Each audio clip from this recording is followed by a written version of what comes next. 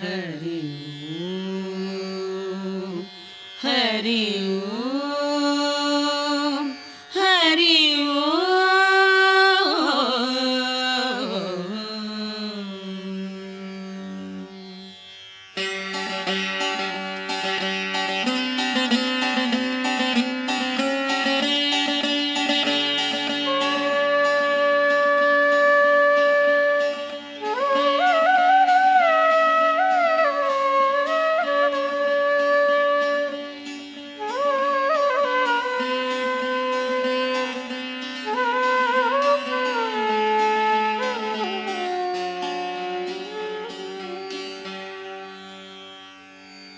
नाम्नां साष्टसहस्रं च ब्रूहि गार्ग्य महामते।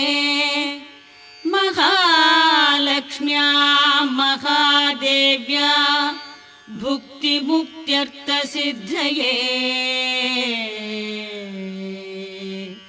गार्ग्य उवाच सनत्कुमारमासीनं द्वादशादित्यसन्निभम् अपृच्छन् योगिनो भक्त्या योगिनामर्थसिद्धये। सर्वलौकिककर्मभ्यो विमुक्तानां हिताय वै भुक्तिमुक्तिप्रदं जप्यम् अनुब्रूहि दयानिधे। सनत्कुमार भगवन् सर्वज्ञोऽसि विशेषतः आस्तिक्यसिद्धये। नृणां क्षिप्रधर्मार्थसाधनम् खिद्यन्ति मानवाः सर्वे धनाभावेन केवलम्। सिद्ध्यन्ति धनिनोऽन्यस्य नैव धर्मार्थकामनाः।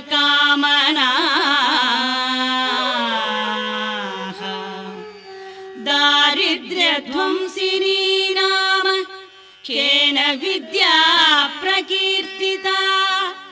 केन वा ब्रह्मविद्यापि केन मृत्युविनाशिनी। सर्वासां सारभूतैका विद्यानां केन कीर्तिता। प्रत्यक्षसिद्धिदा ब्रह्मन् तामाचक्ष्वदयानिधे। सनत्कुमार उवाच साधु पृष्ठं महाभागाः सर्वलोकहितैषिणः। महतामेष धर्मश्च नान्येषामिति मे मतिः।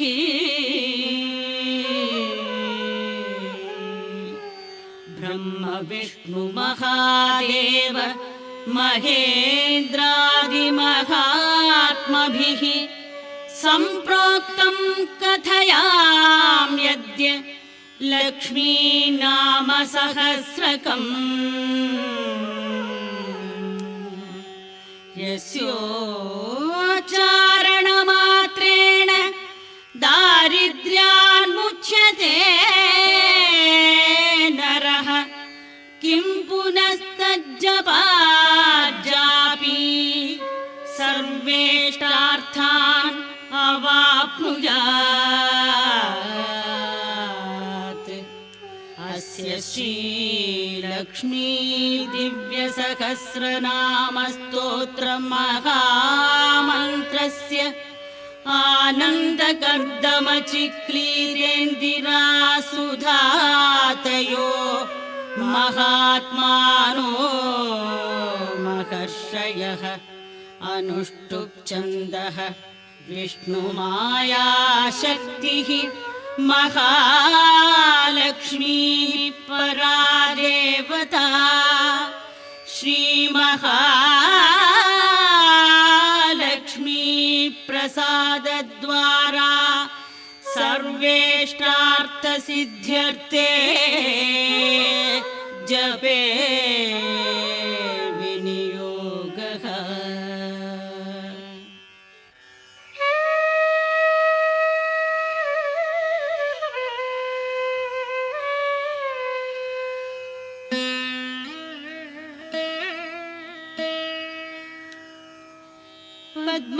पद्मनाभप्रियां देवीं पद्माक्षीं पद्मवासिनीं पद्मवक्त्रां पद्महस्तां वन्दे पद्मामहर्निशम्। पूर्णेन्दुवदना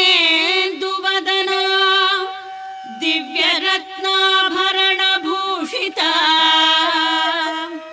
वरदाभयहस्ताढ्यां ध्यायेत् चन्द्रसहोदरी। इच्छारूपां भगवतः सच्चिदानन्दरूपिणी सर्वज्ञां सर्वजननीं विष्णुवक्षस्थलालयां दयालुमनिशं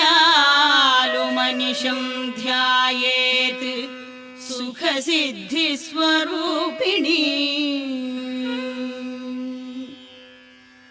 हरि ओम्।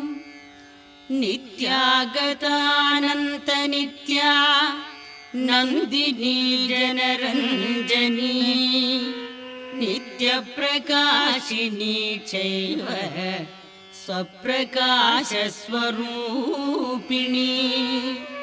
महालक्ष्मीर्महाकाली महाकन्या सरस्वती भोगवैभवसन्धात्री भक्तानुग्रहकारिणी। ईशावास्या महामाया महादेवी महेश्वरी त्रिलेखा परमाशक्तिः मातृका बीजरूपिणी।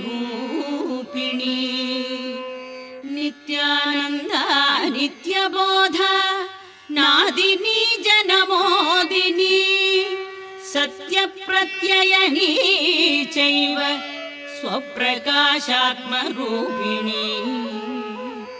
त्रिपुरा भैरवी विद्या हंसा वागीश्वरी शिवा वाग्देवी च महारात्रिः कालरात्रिस्त्रिलोचना।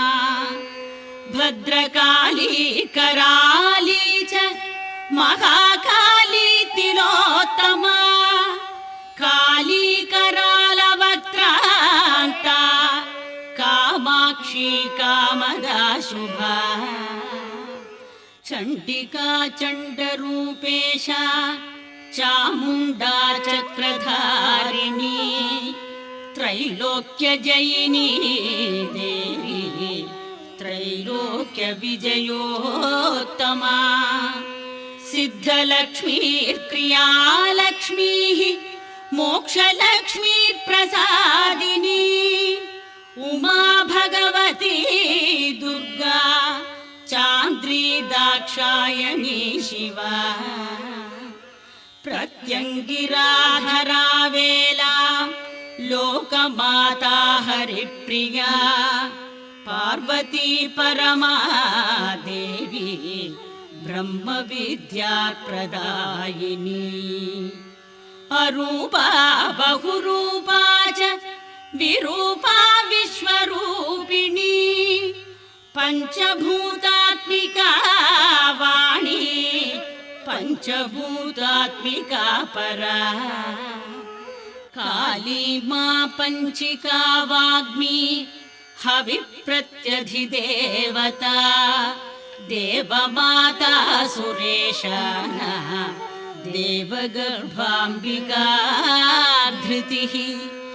संख्या जाति क्रिया शक्तिः प्रकृतिर्मोहिनी मही यज्ञ विद्या महाविद्या गुह्य विद्या विभावरी ज्योतिष्मती महामाता सर्वमन्त्रफलप्रदा दारिद्र्यध्वंसिनी देवी हृदयग्रन्थिभेदिनी सहस्रादित्यसङ्काशा चन्द्रिका चन्द्ररूपिणी गायत्री सोमसम्भूतिः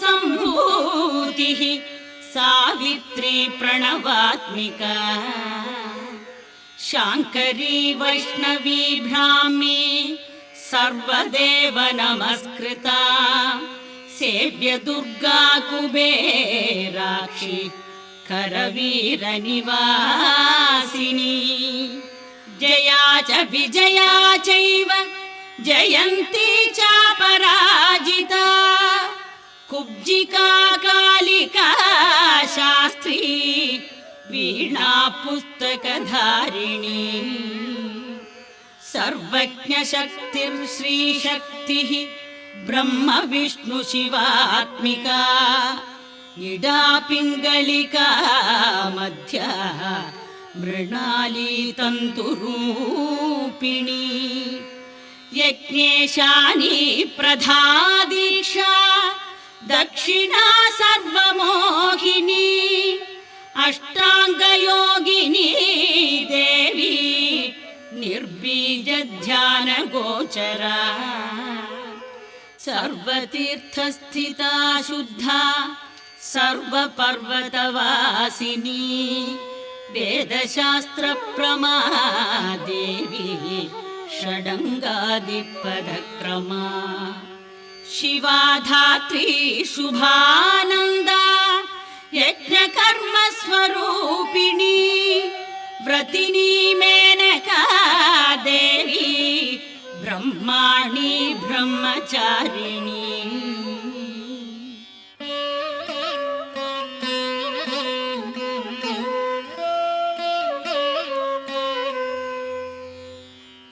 एकाक्षरपरा तारा भवबन्धविनाशिनी विश्वम्भराधराधारा निराधाराधिकस्वरा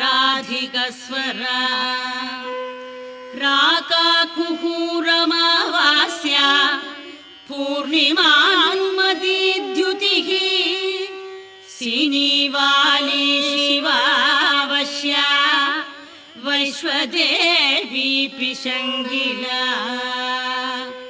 पिप्पला च विशालाक्षी रक्षोघ्नी वृष्टिकारिणी दुष्टविद्राविणी देवी सर्वोपद्रवनाशिनी शारदा शरसन्धाना सर्वशस्त्रस्वरूपिणी युद्धमध्यस्थिता देवी सर्वभूतप्रभञ्जनी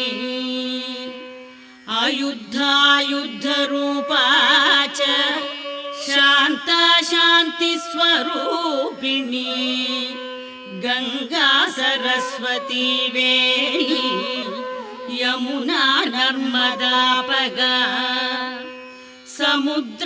समुद्रवसनावासा ब्रह्माण्डश्रोणिमेखला पञ्चवक्त्रादशभुजा शुद्धस्फटिकसन्निभा रक्ता कृष्णा सिता पीता सर्ववर्णानिरीश्वरी कालिका चक्रिका देवी सत्या तु बटुका स्थिता तरुणी वारुणी नारी ज्येष्ठा देवी सुरेश्वरी विश्वम्भराधरा कर्त्री गलार्गल विभञ्जनी ಸಂಧ್ಯಾ ರಾತ್ರಿರ್ದಿವಾ ಜ್ಯೋತ್ಸ್ನಾ ಕಲಾಕಾಷ್ಠಾ ನಿಮೇಷಿಕಾ ಉರ್ವಿ ಕಾತ್ಯಾಯನಿ ಶುಭ್ರಾ ಸಂಸಾರಾರ್ಣವಧಾರಿಣಿ ಕಪಿಲಾ ಕೀಲಿಕಾ ಶೋಕಾ ಮಲ್ಲಿಕಾ ನವಮಲ್ಲಿಕಾ ದೇವಿಕಾ ನಂದಿಕಾ ಶಾಂತಾ ಭಂಜಿಕಾ ಭಯಭಂಜಿಕಾ ಕೌಶಿಕಿ ವೈದಿಕಿ ದೇವಿ ಸೌರಿ ರೂಪಾಧಿಕಾ ದಿಭಾ ದಿಗ್ವಸ್ತ್ರಾ ನವವಸ್ತ್ರಾ ಚ ಕನ್ಯಕಾ ಕಮಲೋದ್ಭವಾ ಶ್ರೀರ್ ಸೌಮ್ಯ ಲಕ್ಷಣಾತೀತ ದುರ್ಗಾ ಸೂತ್ರ ಪ್ರಬೋಧಿಕಾ ಶ್ರದ್ಧಾ ಮೇಧಾ ಕೃತಿ ಪ್ರಜ್ಞಾ ಧಾರಣಾ ಕಾಂತಿರೇವ ಚ ಶ್ರುತಿರ್ಸ್ಮೃತಿರ್ಧೃತಿರ್ಧನ್ಯಾ ಭೂತಿರಿಷ್ಟಿರ್ಮನೀಷಿಣಿ ವಿರಕ್ತಿರ್ವ್ಯಾಪಿನಿ ಮಾಯಾ ಸರ್ವಮಾಯಾ ಪ್ರಭಂಜನಿ ಮಹೇಂದ್ರಿ ಮಂತ್ರಿಣಿ ಸಿಂಹಿ ಚೇಂದ್ರಜಾಲ ಸ್ವರೂಪಿಣಿ ಅವಸ್ಥಾತ್ರಯ ನಿರ್ಮುಕ್ತ ಗುಣತ್ರಯ ವಿವರ್ಜಿತ ಈಷಣತ್ರಯ ನಿರ್ಮುಕ್ತ ಸರ್ವರೋಗ ವಿವರ್ಜಿತ ಯೋಗಿ ಧ್ಯಾನಾಂತಗಮ್ಯ ಚ ಯೋಗ ಧ್ಯಾನ ಪರಾಯಣ ತ್ರಯೀ ಶಿಖಾ ವಿಶೇಷಜ್ಞ ವೇದಾಂತ ಜ್ಞಾನ ರೂಪಿಣಿ ಭಾರತೀ ಕಮಲಾ ಭಾಷಾ ಪದ್ಮಾ ಪದ್ಮವತಿ ಕೃತಿ ಗೌತಮಿ ಗೋಮತಿ ಗೌರಿ ಈಶಾನಾ ಹಂಸವಾಹಿನಿ ನಾರಾಯಣಿ ಪ್ರಭಾಧಾರ ಜಾಹ್ನವಿ ಶಂಕರಾತ್ಮಜಾ ಚಿತ್ರಖಂಡಾ ಸುನಂದಾ ಶ್ರೀ ಮಾನವೀ ಮನುಸಂಭವ ಸ್ತಂಭಿನಿ ಕ್ಷೋಭಿಣಿ ಮಾರಿ ಭ್ರಾಮಿಣಿ ಶತ್ರುಮಾರಿಣಿ ಮೋಹಿನಿ ದ್ವೇಷಿಣಿ ವೀರಾ ಅಘೋರಾ ರುದ್ರರೂಪಿಣಿ ರುದ್ರೈಕಾದಶಿನಿ ಪುಣ್ಯಾ ಕಲ್ಯಾಣಿ ಲಾಭಕಾರಿಣಿ ದೇವದುರ್ಗಾ ಮಹಾದೂತ ಸ್ವಪ್ನ ದುರ್ಗಾಷ್ಟಭೈರವಿ ಸೂರ್ಯಚಂದ್ರಾಗ್ನಿರೂಪಾ ಚ ಗ್ರಹ ನಕ್ಷತ್ರ ರೂಪಿಣಿ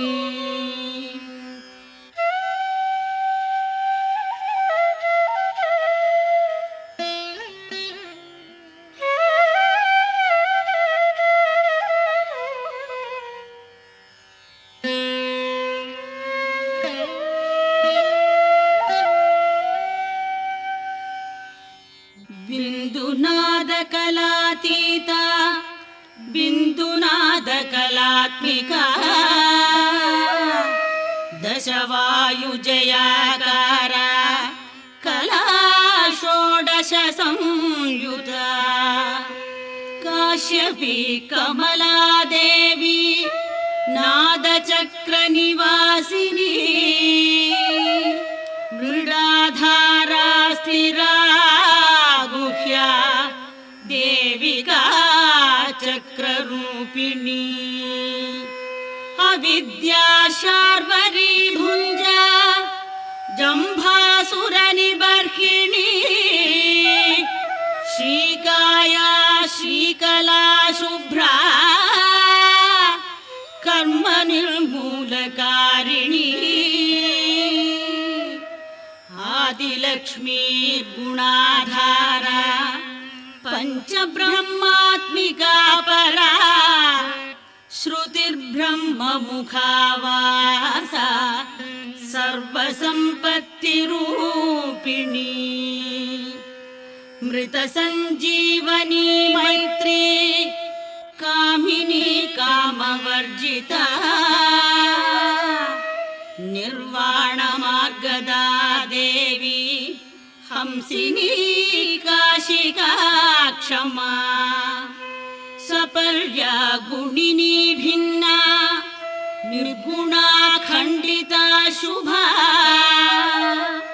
स्वामिनी वेदिनी शक्या शांबरी चक्रधारिणी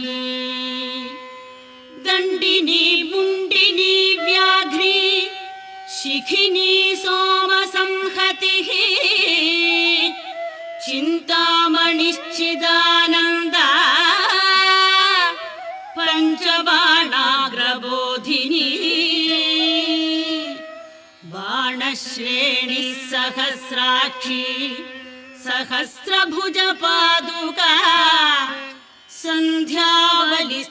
सन्ध्यावलिस्त्रिसन्ध्याख्या ब्रह्माण्डमणिभूषणा वासवी वारुणी सेना कुलिका मन्त्ररञ्जनी जितप्राणस्वरूपा च कान्ता काम्यवरप्रदा मन्त्रब्राह्मणविद्यार्था नादरूपा हविष्मती आथर्वणिश्रुतिशून्या कल्पनावर्जिता सती सत्ता जाति प्रमामेया प्रमिति प्राणदा गतिः अवर्णा पञ्चवर्णा च सर्वदा भुवनेश्वरी त्रैलोक्यमोहिनी विद्या सर्वभर्त्री क्षराक्षरा हिरण्यवर्णा हरिणी सर्वोपद्रवनाशिनी कैवल्यपदवीरेखा सूर्यमण्डलसंस्थिता सोममण्डलमध्यस्था वह्निमण्डलसंस्थिता वायुमण्डलमध्यस्था व्योममण्डलसंस्थिता चक्रिका चक्रमध्यस्था चक्रमार्गप्रवर्तिनी कोकिलाकुलचक्रेशा पक्षदिक्पङ्क्तिपावनी सर्वसिद्धान्तमार्गस्था षड्वर्णावरवर्जिता शररुद्रहराहन्त्री सर्वसंहारकारिणी पुरुषा पौरुषी तुष्टिः सर्वतन्त्रप्रसूतिका अर्धनारीश्वरी देवी सर्वविद्याप्रदायिनी भार्गवी भूजुषी विद्या सर्वोपनिषदा स्थिता व्योमकेशाखिलप्राणा पञ्चकोशविलक्षणा पञ्चकोशात्मिका प्रत्यक्पञ्चब्रह्मात्मिका शिवा जगज्जराजनित्री च पञ्चकर्मप्रसूतिका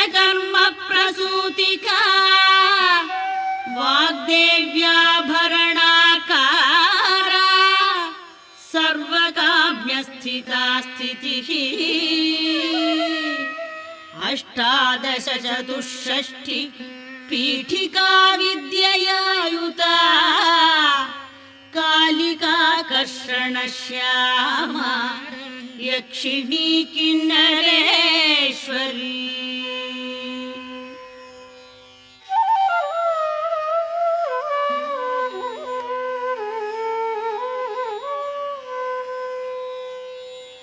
केतकी मल्लिकाशोक वाराही धरणीर्ध्रुवा नारसिंही महोग्रास्य भक्तानामार्तिनाशिनी अन्तर्बला स्थिरा लक्ष्मीः जरामरणनाशिनी श्रीरञ्जिता महाकाया सोमसूर्याग्निलोचना अदितिर्देवमाता च अष्टपुत्राष्टयोगिनी अष्टप्रकृतिरष्टाष्ट विभ्राजद्विकृताकृतिः दुर्भिक्षध्वंसिनी देवी सीता सत्या च रुक्मिणी ख्यातिजा भार्गवी देवी देवयोनिस्तपस्विनी शाकम्भरी महाशोणा गरुडोपरि संस्थिता सिंहगा व्याघ्रगा देवी वायुगा च महाद्रिगा अकारादिक्षकारान्ता सर्वविद्याधिदेवता मन्त्रव्याख्यान निपुणा ज्योतिश्शास्त्रैकलोचना इडा पिङ्गलिका मध्या सुषुम्ना ग्रन्थिभेदिनी कालचक्राश्रयोपेता कालचक्रस्वरूपिणी वैशारदीमतिश्रेष्ठा वरिष्ठा सर्वदीपिका वैनायकी वरारोहा श्रोणिवेला बहिर्बलिः जम्भिनी जृम्भिणी जम्भकारिणी गणकारिका शरणी चक्रिकानन्ता सर्वव्याधिचिकित्सकी देवकी देवसङ्काशा वारिधि करुणाकरा शर्वरी सर्वसम्पन्ना सर्वपापप्रभञ्जिनी एकमात्रा द्विमात्रा च त्रिमात्रा च तथा परा अर्धमात्रा परा सूक्ष्मा सूक्ष्मार्थार्थपरा परा एकवीरा विशेषाख्या षष्ठी देवी मनस्विनी नैष्कर्म्या निष्कला लोका ज्ञानकर्माधिका गुणा सबन्ध्वानन्दसन्दोहा व्योमाकारा निरूपिता गद्यपद्यात्मिका वाणी सर्वालङ्कार संयुता साधुबन्धपदन्यास सर्वौको घटिकावलिः षट्कर्मा कर्कशाकार सर्वकर्म विवर्जिता आदित्यवर्णा चापर्णा कामिनी वररूपिणी ब्रह्माणी ब्रह्मसन्ताना वेदवागीश्वरी शिवा पुराणन्यायमीमांसा धर्मशास्त्रागमश्रुता सद्यो वेदवती सर्वा हंसी विद्याधिदेवता विश्वेश्वरी जगद्धात्री विश्वनिर्माणकारिणी वैदिकी वेदरूपा च कालिका कालरूपिणी नारायणी महादेवी सर्वतत्त्वप्रवर्तिनी हिरण्यवर्णरूपा च हिरण्यपदसम्भवा कैवल्यपदवी पुण्या कैवल्यज्ञानलक्षिता ब्रह्मसम्पत्तिरूपा च ब्रह्मसम्पत्तिकारिणी वारुणी वारुणाराध्या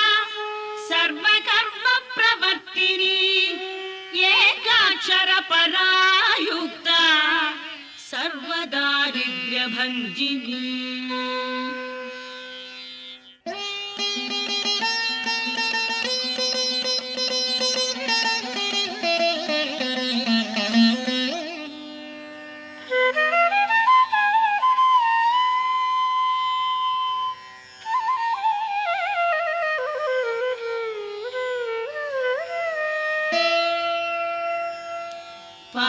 पाशाङ्कुशान्विता दिव्या वीणा व्याख्याक्षसूत्रभृत् एकमूर्तिस्त्रयी मूर्तिः मधुकैटभभञ्जिनी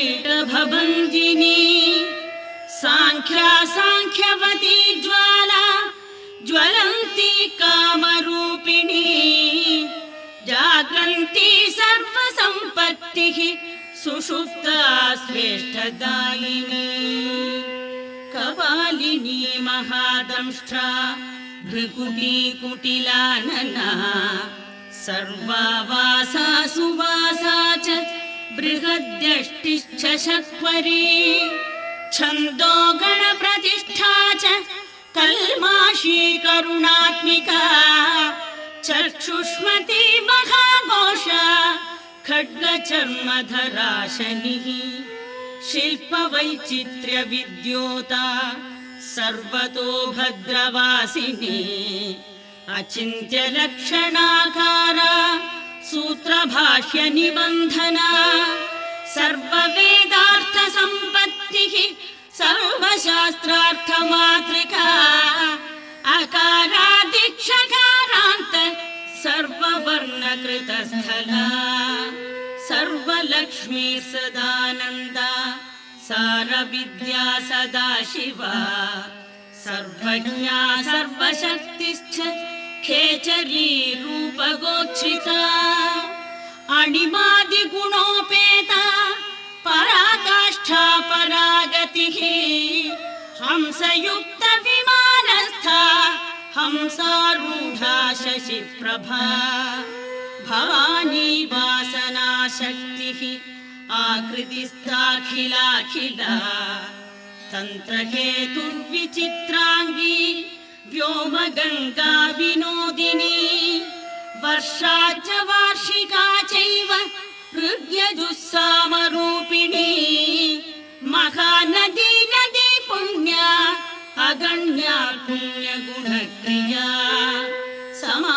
समाधिगतलभ्यार्था श्रोतव्या स्वप्रिया घृणा नामाक्षरपरा देवी उपसर्गनखाञ्चिता निपातोरुद्वयी जङ्घा मातृका मन्त्ररूपिणी आसीना च शयाना च तिष्ठन्ती धावनाधिका लक्ष्यलक्षणयोगाढ्या ताद्रूप्यगणनाकृतिः सैकरूपा नैकरूपा सेन्दुरूपा तदाकृतिः समासतद्धिताकारा विभक्तिवचनात्मिका स्वाहाकारा स्वधाकारा श्रीपत्यर्धाङ्गनन्दिनी गम्भीरा गहना गुह्या योनिलिङ्गार्धधारिणी शेषवासुकि संसेव्या च शालावरवर्णिनी कारुण्याकार सम्पत्तिः कीलकृन्मन्त्रकीलिका शक्तिबीजात्मिका सर्व मन्त्रेष्टाक्षय कामना आग्नेयी पार्थिवा आप्या वायव्या व्योमकेतना सत्यज्ञानात्मिकानन्दा ब्राह्मी ब्रह्म सनातनी अविद्यावासना माया प्रकृतिः सर्वमोहिनी शक्तिर्धारण शक्तिश्च चिदच्चिच्छक्ति योगिनी वक्त्रारुणा महामाया मरीचिर्मदमर्दिनी विराट् स्वाहा स्वधा शुद्ध निरूपास्ति सुभक्तिगा निरूपिता द्वयी विद्या नित्या नित्यस्वरूपिणी वैराजमार्ग संचारा सर्वसत्पथदर्शिनी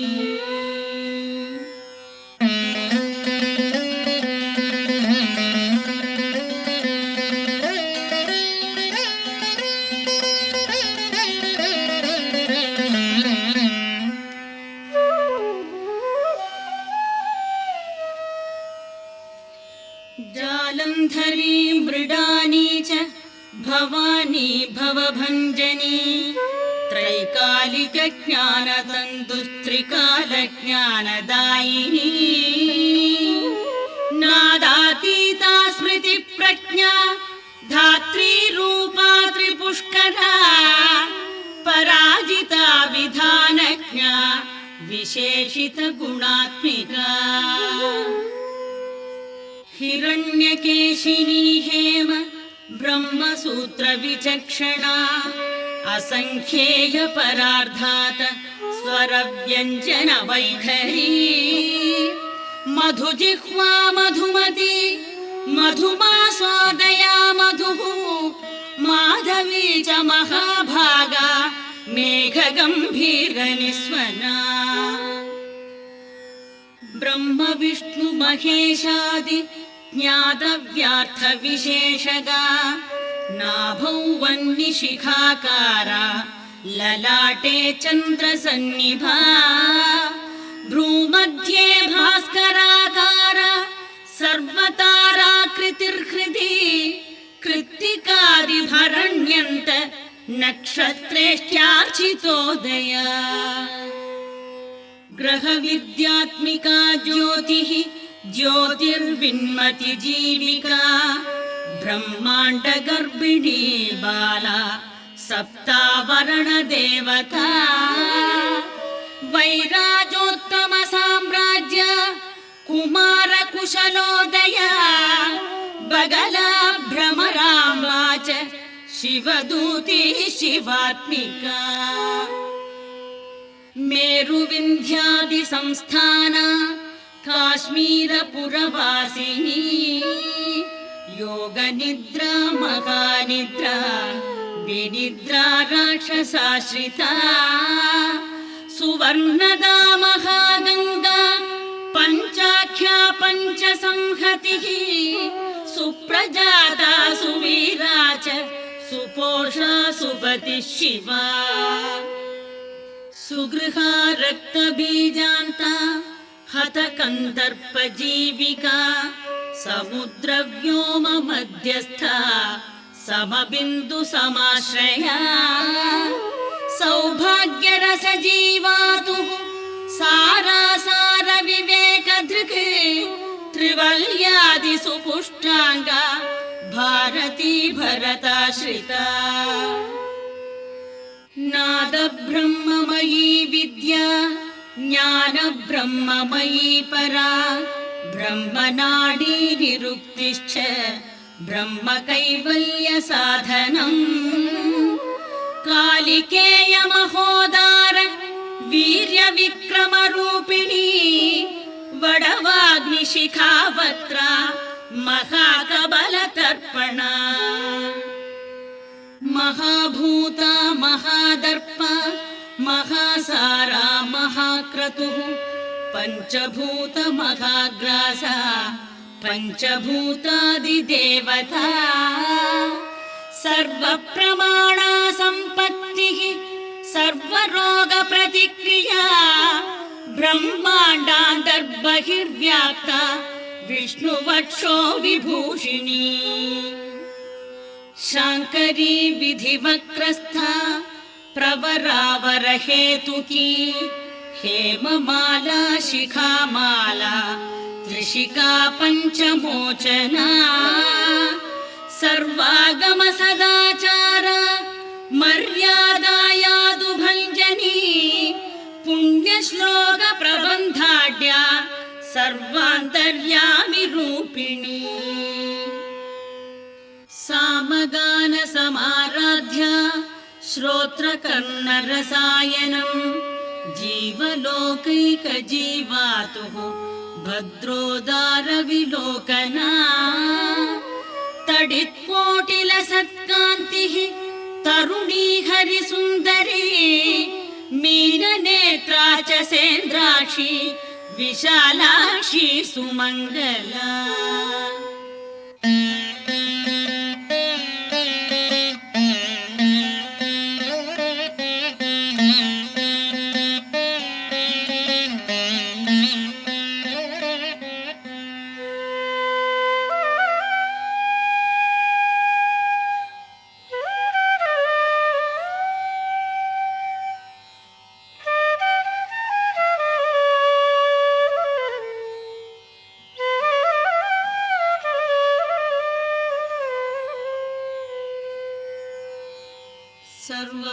सर्वमङ्गलसम्पन्ना साक्षान्मङ्गलदेवता देहहृद्दीपिका दीप्तिः जिह्वपापप्रणाशिनी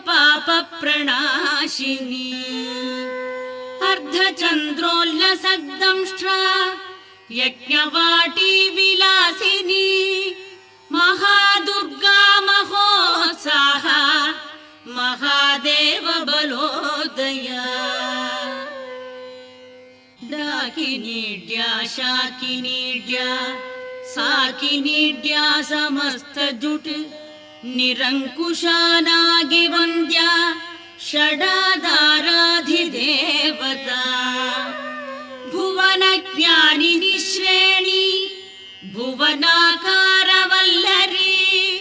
शाश्वती शाश्वताकारा लोकानुग्रहकारिणी सारसी मानसी हंसी हंसलोकप्रदायिनी चिन्मुद्रालङ्कृतकरा कोटिसूर्यसमप्रभा सुखप्राणिशिरोरेखा नददृष्टप्रदायिनी सर्वसाङ्कर्यदोषघ्नी ग्रहोपद्रवनाशिनी क्षुद्रजन्तुभयघ्नी च विषरोगादिभञ्जनी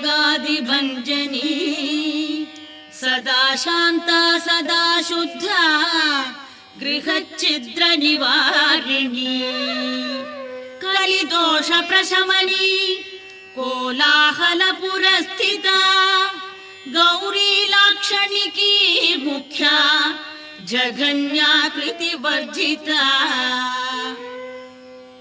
माया विद्या मूलभूता वासवी विष्णुचेतना वादिनी वसुरूपा च वसुरत्नपरिच्छदा छान्दसी चन्द्रहृदया मन्त्रस्वच्छन्द भैरवी वनमाला वैजयन्ती पञ्चदिव्यायुधात्मिका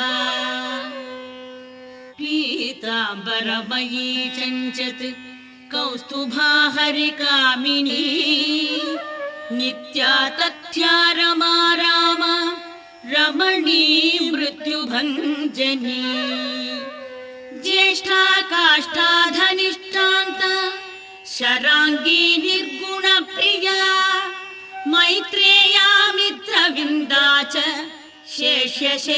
शेष्यशेषकलाशया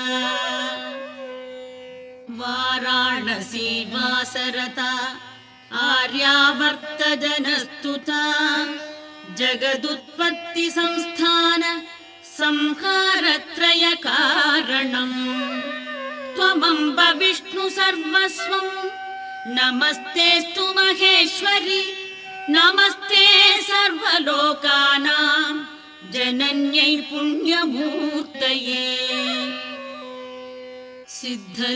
सिद्धलक्ष्मीर्महाकाली महालक्ष्मी नमोऽस्तु ते सद्यो जातादिपञ्चाग्नि रूपा पञ्चकपञ्चकम् यन्त्रलक्ष्मीर्भवत्यादिः आद्याद्येते नमो नमः सृष्ट्यादिकारणाकार विदते दोषवर्जिते जगल्लक्ष्मीर्जगन्मातः विष्णुपत्नी नमोऽस्तु ते नवकोटिमहाशक्ति समुपास्य पदाम्बुजे कनत्सौवर्णरत्नाढ्ये सर्वाभरणभूषिते अनन्तानित्यमहिषी प्रपञ्चेश्वरनायकी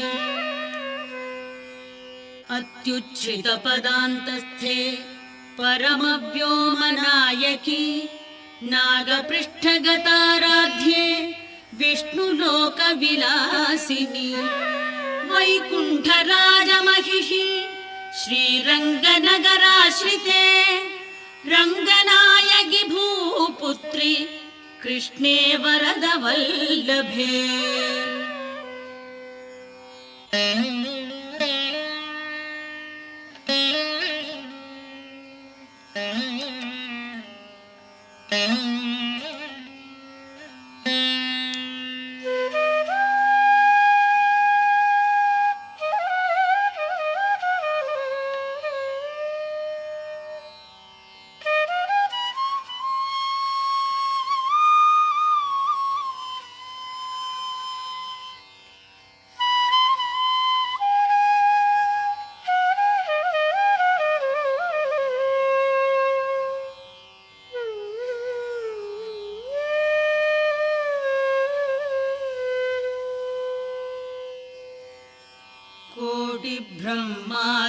ब्रह्मादिसंसेव्ये कोटिरुद्रादिसेविते मातुलुङ्गमयं खेडं सौवर्णचषकं तथा पद्मद्वयं पूर्णकुम्भं कीरं च वरदाभये पाशमङ्कुशकं शङ्खं चक्रं शूलं कृपाणिका धनुर्बाणौ चाक्षमालां चिन्मुद्रामपि बिभ्रति अष्टादशभुजे लक्ष्मी महाष्टादशपीठगे भूमिनीलादिसंसेव्ये स्वामि चित्तानुवर्तिनि पद्मे पद्मालये पद्मि पूर्णकुम्भाभिषेचिते इन्दिरेन्दिराभाक्षि क्षीरसागरकन्यके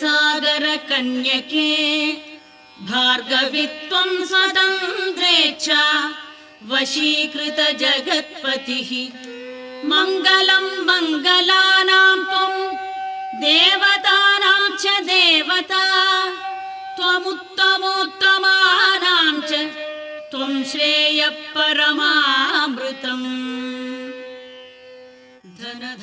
धनधान्याभिवृद्धिश्च सार्वभौमसुखोच्छ्रया आन्दोलिकादिसौभाग्यं मत्ते भाति महोदयः पुत्रपौत्राभिवृद्धिश्च विद्याभोगबलादिकम् आयुरारोग्यसम्पत्तिः अष्टैश्वर्यं त्वमेव हि पदमेव विभूतिश्च सूक्ष्मात् सूक्ष्मतरा गतिः सदयापाङ्गसन्दत्त ब्रह्मेन्द्रादिपदस्थितिः अव्याहतमहाभाग्यं त्वमेवाक्षोभ्यविक्रमः समन्वयश्च वेदानाम् अविरोधस्त्वमेव हि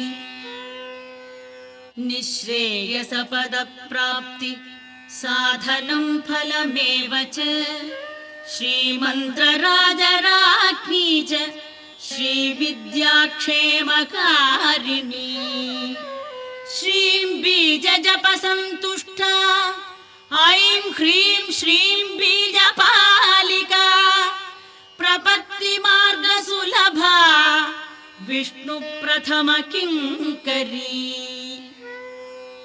क्लीङ्कारार्थसावित्री च सौमङ्गल्याधिदेवता श्रीषोडशाक्षरी विद्या श्रीयन्त्रपुरवासिनी सर्वमङ्गलमाङ्गल्ये शिवे सर्वार्थसाधिके शरण्ये त्र्यम्बके गौरी नारायणि नमोऽस्तु ते। पुनः पुनर्नमस्तेऽस्तु साष्टाङ्गमयुतं पुनः।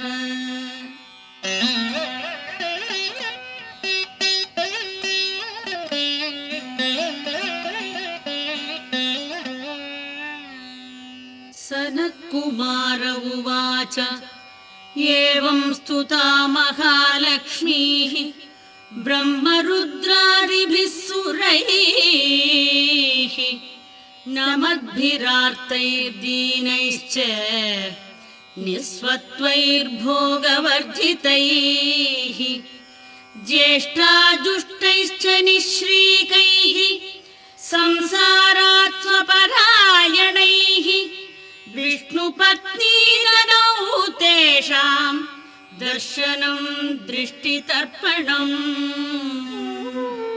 शरत्पूर्णेन्दुकोट्याभ धवलापाङ्गवीक्षणैः सर्वान् सत्त्वसमाविष्टान् चक्रे कृष्णावरं ददौ। महालक्ष्मीरुवाच नाम्नां साष्टसहस्रं मे प्रमादाद्वापि यः सकृत् कीर्तये तत्कुले सद्यं वसाम्याचन्द्रतारकम्। किं पुनर्नियमाज्जप्तुः मदेकशरणस्य च मातृवत्सानुकम्पाहं पोषकी स्याम् अहर्निशम्। मन्नाम स्मरतां लोके दुर्लभं नास्ति चिन्तितम् मत्प्रसादेन सर्वेऽपि स्वस्वेष्टार्थमवाप्स्यथ। लुप्तवैष्णवधर्मस्य मद्व्रतेषु अवकीर्णिनः भक्तिप्रपत्तिहीनस्य वन्द्यो नाम्नां तवोऽपि मे। तस्मादवश्यं तैर्दोषैः विहीनः पापवर्जितः जपेत् साष्टसहस्रं मे नाम्नां प्रत्यहमादरात्। साक्षादलक्ष्मीपुत्रोऽपि दुर्भाग्योऽप्यलसोऽपि वा अप्रयत्नोऽपि मूढोऽपि विकलपतितोऽपि च अवश्यं प्राप्नुयात् भाग्यं मत्प्रसादेन केवलं। स्पृहेयमचिराद्देव वरदानाय जापिनः ददामि सर्वमिष्टार्थं लक्ष्मीति स्मरतां ध्रुवम्।